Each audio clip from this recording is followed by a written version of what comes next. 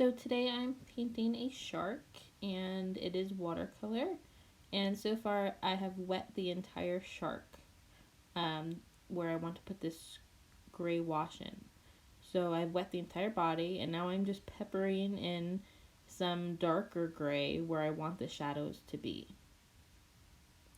Now I want this to be very smooth, which is why I've wet everything. So anything next to it needs to be immediately dry. So you can see me here adding some shadow in. Making sure that it stays wet is going to help keep a very smooth finish, because this paint, as you layer this paint in, it's going to spread out. So anywhere that's any area that the paper is moist is going to have a very smooth finish. The very edge of the water is where it'll get more of a crispy finish to it, a very hard edge. So next I'll be completely filling in the tail here with water and that gray wash, because I want to continue it to be a smooth finish as I'm going for a softer look to this shark.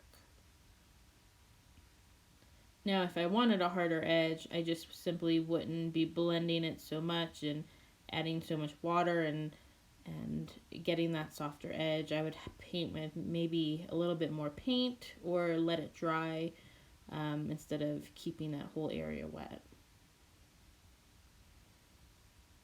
So now I'm just layering in some shadow along the edge. It's going to help give it a more of a dimension. I'm a big fan of layering shadow in. So I'm just painting those dark colors, and because it's wet, it's going to blend out, and that'll give it a gradient or a rounded finish, whatever finish you're trying to get.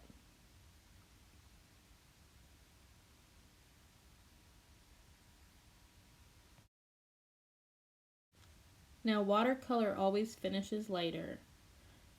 So if you put in a more of a medium color, it's going to fade a little bit. If I do a really light wash, it's going to fade to almost nothing. So I know that going in, and I kind of prepare for that. I start light, and then I layer in the colors that I want. I'm going to keep the whole area moist. It's going to take a while to dry anyway.